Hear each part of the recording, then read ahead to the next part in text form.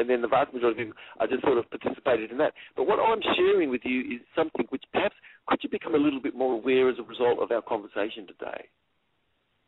Is it possible to be able to be aware that a hand above the government really is just playing the black hats up against the white hats, and everybody's conversation at that level is just at the bottom of the cockie's cage? Could a roof really be leaking and all the black hat against the white hat conversation, wherever it is, it certainly is not about your baby. It's about, oh, wait a minute, you've forgotten this is your baby. Isn't that person behind this? What about Julian Assange? Isn't he someone's baby? And isn't not the people that he's protecting by having given forward these protected disclosures and conduct, has that not been about official misconduct? How do you get out of people's head that this is an official misconduct? Enormous amount of material has been released, and most all of it is official misconduct. And it's not an equal or egalitarian hand. And so, look, most everybody does know that, and I don't know that anybody in Guantanamo that was ever collected or anything was treated humanely, and the vast majority of people apparently were really innocent, and certainly their stories, David Hicks, and in that situation down there in Guantanamo, he was an Australian boy, and he is innocent, and his body was just destroyed, and his life certainly was innocent. And then word has it, of course, that the vast majority of people that he saw were extremely sort of zombified. It was like they were not even connecting with him, that he had any family, or even that even feelings towards him. So is it possible just to get rid of all the whistleblowers, like at Abu Ghabu, but not have any whistleblowers there because you've had your Guantanamo, because you had your experience at Abu Ghabu?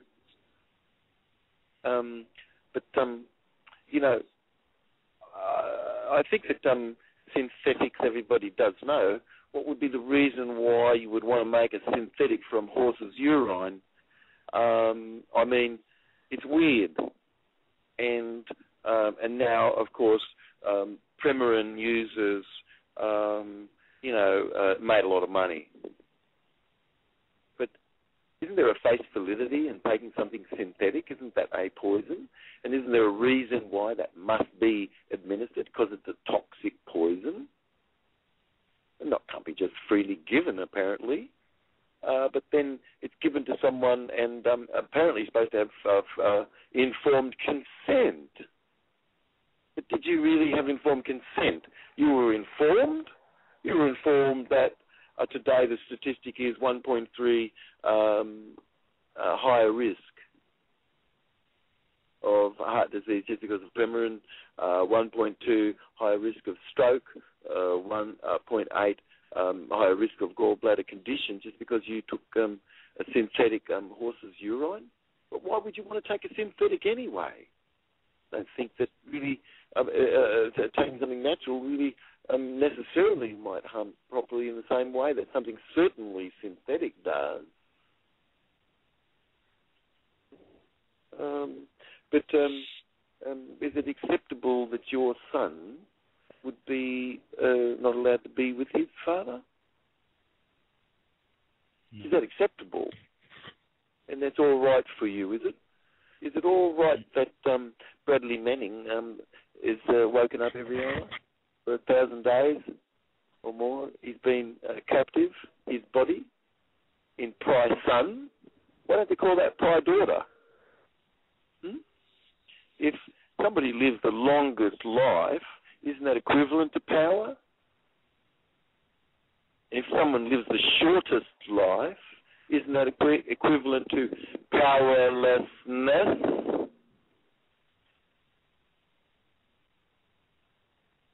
Well, research shows this. So who's living the longest life? Tell me. And who's living the shortest life? Tell me, come on. Isn't it obvious to you? Come on. Who lives the longest life now? Come on. And who lives the shortest life? Well, if you ask everybody all over the world, and they've been surveyed, what power equivalent to, everybody's recognised love. Love is equivalent to power. And if you're doing loveless work, that is not power. Sorry, it's not. Powerlessness. But you could be tricked to think, oh yeah, trained to fight, just like Pavlov's dog. Salivate at the bell. You know what I mean? But could you have a little bit more deeper insight from our listening in today? Would it be worthwhile to listen in again? I don't think I'm going to go over it again. Generally, every show is unique of itself. Do you know what I mean? So, why not think this is the university where you voted with your feet? Do you think it's an accident? You know? I mean, you're listening, and I feel like you are amazingly intelligent inside. And this, which is finest of its kind on the outside, is just touching this very deep wisdom you have inside yourself. You're in agreement with things, you know what I mean? But could you create apathy if you have a game where you play Smash Face and you have the Vestal virgins all sort of cheering on, you know, and seeing 2 million United States of America boys have head injury every year? Is that all right? A lot of these kids are, quite young, but practicing already to be super. Man. Super. Man. Got to leap across tall buildings. Oh, yeah. And you're going to be educated by womanhood, and there won't be any family sort of in there, or if it is, it's sort of extremely dysfunctional, you know what I mean? But why don't we care for whistleblowers? And anyway, everybody knows that I've listened to WikiLeaks is a whistleblowing agency, and everybody knows that there's a phantom about the reason, and it actually is a pretextual theme that's just pumped up, and they want evidence to be exfoliated. See? But Julian has the ability to privately contract, and that certainly is not allowing him to contract, is it? I don't know. But no victims there, no injury, but being held, no one could say he's not being injured, isn't he? Well, does he have a family? Would he care to be able to be travelled? And what would happen to you? I bet everyone would be just allowing to go about your la-di-da, and have your cliffhanger or whatever. But, it's a bit silly. Look, everybody is aware that he's participated in protected disclosures and protected disclosure and conduct, and the vast majority of people see that his concern is that this is seen as retaliation, and he is being retaliated against. And, he should be let go, because the polarizedness of what they're doing to cause ever more and more and more and more energy mounting, and the cost of that is radical. So I guess they're doing everything they can successfully to help him achieve what's needed to be, that information comes to be a little bit more. Do you know what I mean?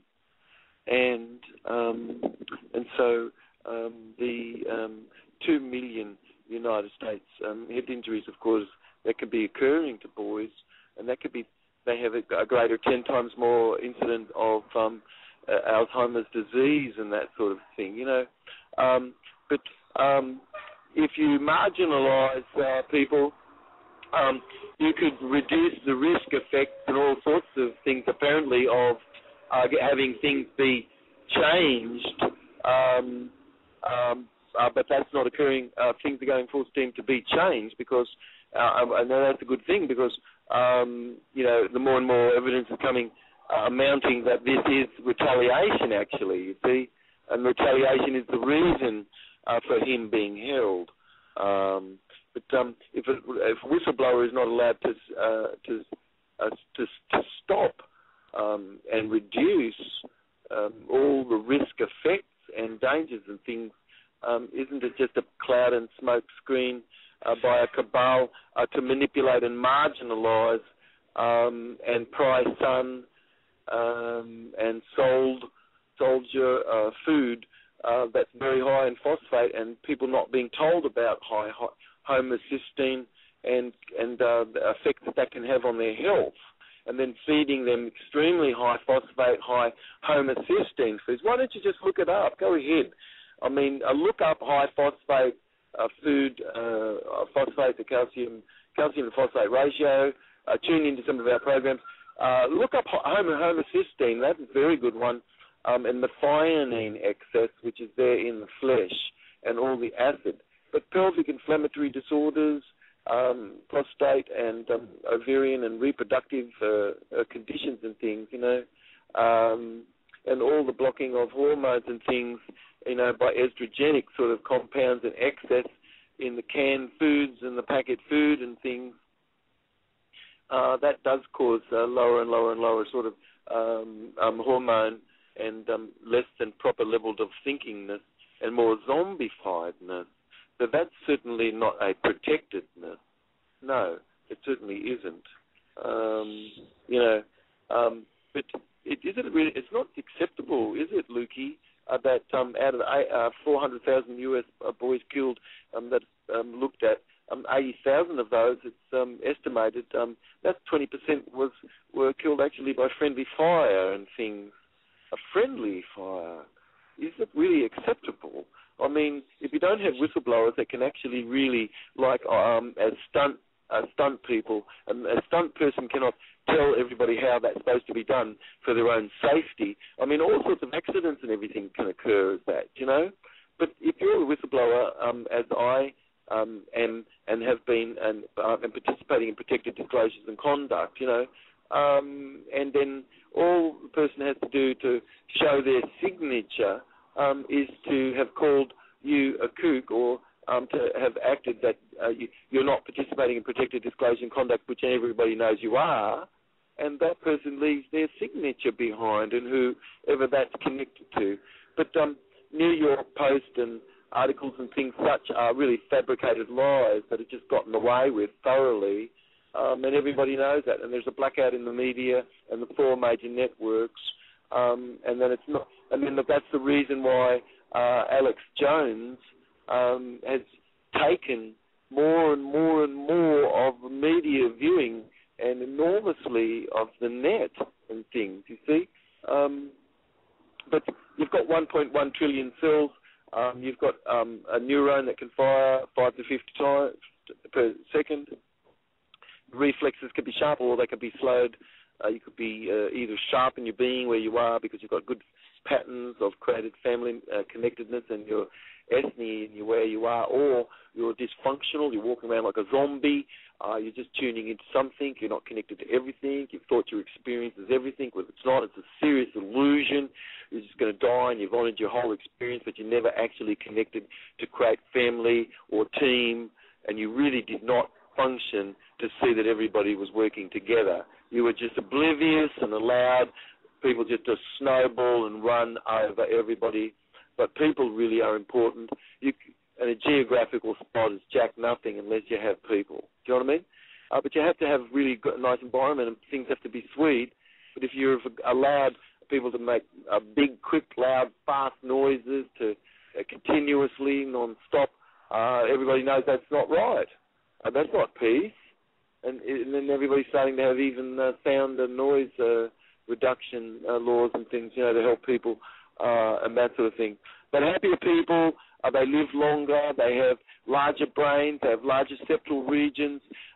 They come from mum and dad, and they're born, and they come into a family of lovingness and happiness. They are born with larger septal regions. Otherwise, they could have much smaller amygdalas. And we've been talking in the show, in the past shows, all about the hand above the government and that the creating of armed prostitute training and things, and that negative sort of thing, people will avoid. They'll do double, to avoid what they would do equivalently to have an equivalent gain. How's that? So it's pretty amazing. We should really do what we can to have Velcro for the things that really stick and work nice and good and is smooth, and have Velcro for these things, and let others have Velcro for that too. This, and then and Teflon. Got to have a Teflon. You know what I mean? Just for everything that's silly, just slip right off. You say, "Whoa, wait a minute! Need a little bit more Teflon. Things slip off you. Got to waterproof you." And you need a bit of Teflon, you know what I mean? Compliment, you've got to be felt of your own compliment and be in your own beingness. People shouldn't have to compliment you. Can you hear me, Lukey? Loud and clear, Doc. Yeah. Nothing is really causing anything, though. All is the essence, of I being self-existent inside you as I. Everything is really part of a whole, and you're not an individual at all. As you have this I inside you, you really go beyond just an individual consciousness over there, and you can become more joined to more of a multiple consciousness and be part of something which actually really, you're a cog in a wheel where you work, rather than being dissociated to be continuously doing something every day for a check that would be drawn in the bank of heaven. And when you're asked about it, it is something, is not for the moment at all, really. You're not in service. You're servicing your own experience for a future something, and you're willing to allow everybody to be supportive of you whilst you do that. It's like, wow. Nothing really is causing anything, all right? We need to have a program about this of itself, but all really is the essence of I being self-existent. And as I aware, everything really is part of the whole, and there really is no individual or separate self, you see. But if you've been created whole and in your totality, can we reach this if you're other than aware of the body that we all share, and you can just be doing something but take your hand off the plow and put your hand somewhere else?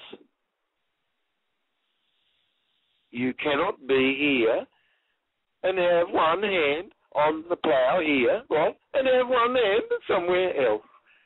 That's so funny if you think you can. I'm sorry, but you can't. And the elders in the Native American tradition are just so bored. And why would they want to have a conversation with anybody with a foot in the grave? It's better to have a conversation with people who have 2 feet here and you've got both hands on the plow. You have to have both hands on the plow. It'll be quick, recognized, fast. All right? You've got unique linguistics reflecting the origin of culture and our beingness in ourselves as a voice. This is about your voice inside, not mine. No? It's not about me, mine. This is your voice inside, which is most powerful. And this is to come from inside you, not anything imparted. How weak is that if it were just imparted? That's useless. I don't want that. I want your voice. You can see things are a bit chaotic. Nobody's in charge. Take charge. All right? I'm asking you to take charge. And your instructions should be more in an auditory, kinesthetic voice. Not a fast, quick voice.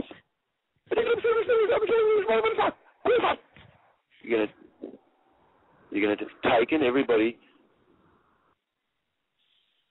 out of their body. You give instruction more in your auditory and your kinesthetic voice and things, and this is more circular dynamic, not linear, not in your head with a line like you've got a telephone in front of you or a little game you play continuously, and it's like you're just looking at your fingernails. You've reduced yourself to be in a jail perpetually, and a little bit of that is okay, you know. But what if you're looking at your nails all the time, perpetually? You're just looking at your nails, flicking something in front of people when they eat. How can anybody eat if you're just continuously twitching? Why don't you notice how much you twitch? Why can't you slow that down a bit? Relax. Why are you not doing a 30-70 where 30% is asking questions and you're getting 70% back? This is what the medicine person does, all right, not another way round. And they do a 20-80 rule. They use 20% of the time and take the vast majority of people that are ditherers taking 100% of the time, and they get 80% of it right. And this is what successful people really do. But are you in a position where you're really open, you know, to take in information? And is this valuable to you? And do you seek out things which is valuable, so that you consider things more rational, logical? You care about logic a bit, you know, but you also care about communication in your non-verbal. Your non-verbal, your analogicalness. That's very important, you know, extremely. We don't live in a linear dynamic, but in a more circular.